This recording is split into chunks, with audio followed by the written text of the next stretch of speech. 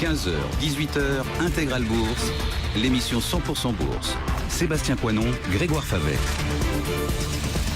Et des marchés européens un peu essolés, sans Londres, sans Wall Street aujourd'hui, c'est jour férié dans le monde anglo-saxon et ça n'empêche pas nos marchés de progresser. On en parle avec Jean-François Bay, directeur général de Morningstar, avec nous chaque lundi après-midi. Bonjour Jean-François. Oui, bonjour à tous. Bon, il y a beaucoup d'éléments. Le lendemain d'élection européenne, on a un forum Banque Centrale Européenne qui se tient en ce moment au Portugal.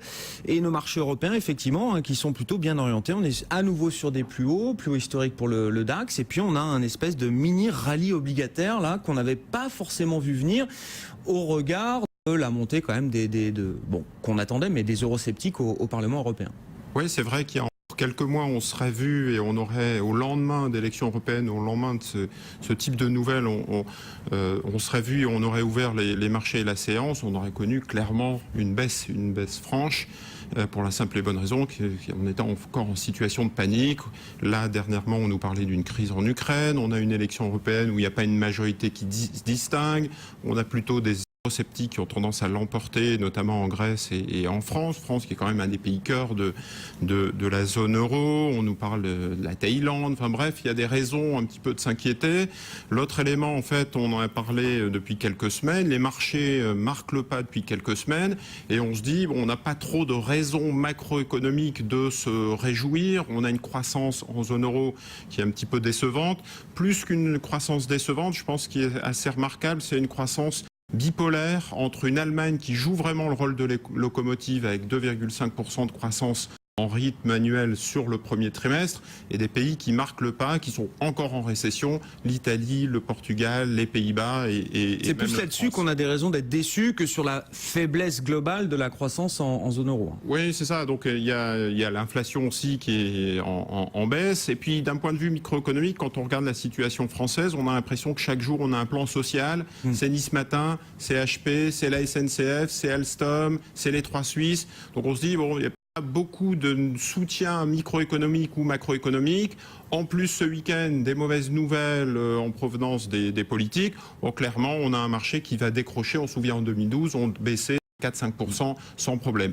Le marché tient, il fait plus que bien tenir, puisqu'on a, vous l'avez rappelé, des spreads sur les périphériques qui continuent de baisser, on a des cycliques qui sont en hausse, on a l'euro qui a tendance un petit peu à baisser, et donc on se dit, tiens, c'est quand même incroyable qu'il y ait une double lecture, que le marché soit aussi schizophrène.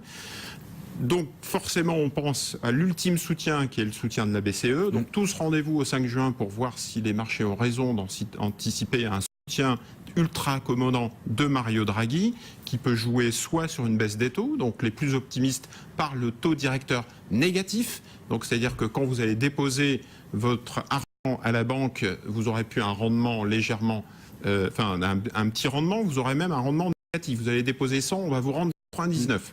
Donc ça, pour inciter les investisseurs à prendre des risques, il n'y a pas mieux. On parle de soutien sur la politique de crédit.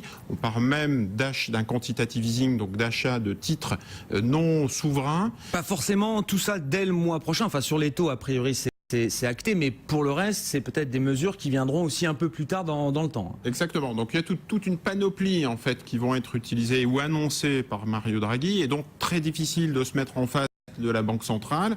D'ailleurs, ce matin, il a encore rappelé qu'il était prêt à agir en fait pour soutenir la croissance d'un côté et absolument éviter tout risque de déflation.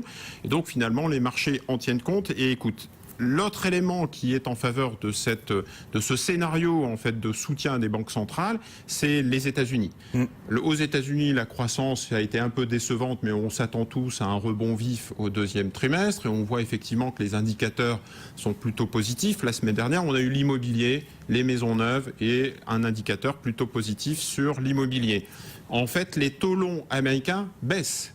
3,03% en début d'année, 2,53% en ce moment. Là aussi, c'est contre-intuitif, alors qu'on a de la croissance. C'est bizarre. On aurait plutôt tendance à anticiper une hausse des taux en se disant que effectivement la croissance repartait. Ça prouve bien que là encore l'injection de liquidité et la Banque centrale, la Fed, est à la manœuvre et que les marchés du coup continuent à suivre un petit peu cette politique de soutien des banques centrales. Alors c'est un petit peu, moi j'utilise l'image du sportif qui est dopé, plus de contre-performance possible sur les marchés actions et sur les actifs risqués.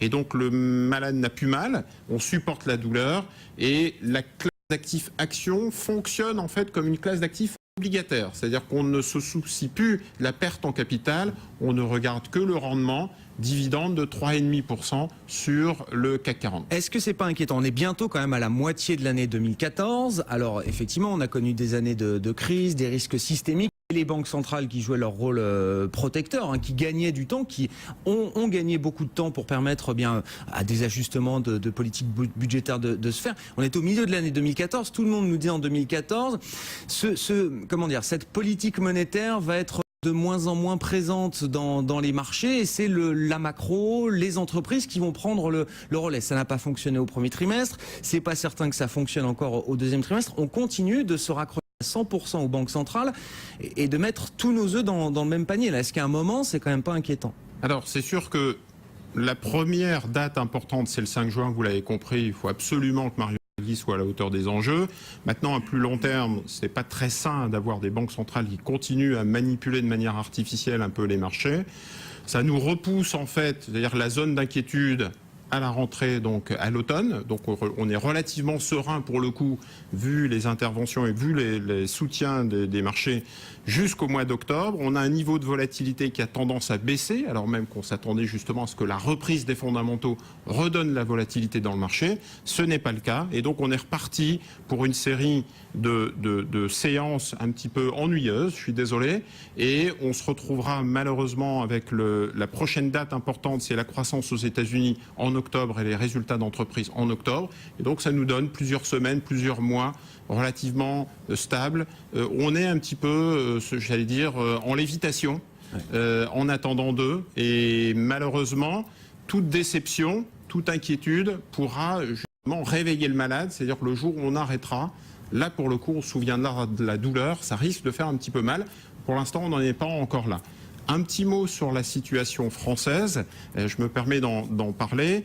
On parle de déception en France. La plupart du temps, la déception vient de la montée du taux de chômage. Donc on attend tous une baisse du chômage et de la désindustrialisation de la France, puisque la France a perdu 10 points, la part de l'industrie dans le PIB a perdu 10 points en 20 ans. 10%, donc la part de l'industrie dans le PIB, est en baisse. En Allemagne, c'est 28% et en hausse. Ce genre d'élément prend énormément de temps. C'est des mèches lentes, c'est des mouvements lents. Et donc, malheureusement, on sera encore un petit peu déçus. Donc, il faut prévenir nos amis français, nos compatriotes.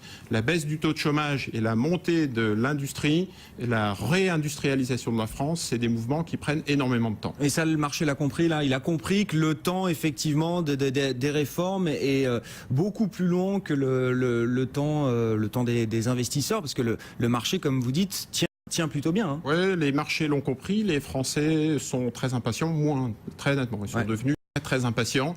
On compte en semaines, on attend tous que le Premier ministre mette en place des mesures en 8 semaines. Bon, les chiffres du chômage tous les mois sont regardés avec beaucoup d'attention. Voilà, c'est insupportable. Malheureusement, le temps de la politique n'est pas le même que ceux des marchés. Il y a une sorte d'inversion paradoxal, c'est les marchés qui sont beaucoup plus sereins et beaucoup plus zen. J'allais dire que bizarrement, les marchés ont compris que la France et la Grèce étaient sortis de la crise, mais les Français et les Grecs ne le savent pas eux-mêmes. Merci Jean-François. Jean-François Bay, directeur général de Morningstar, chaque lundi après-midi sur BFM Business pour démarrer Intégral Bourse. Ça se passe bien sur les marchés européens.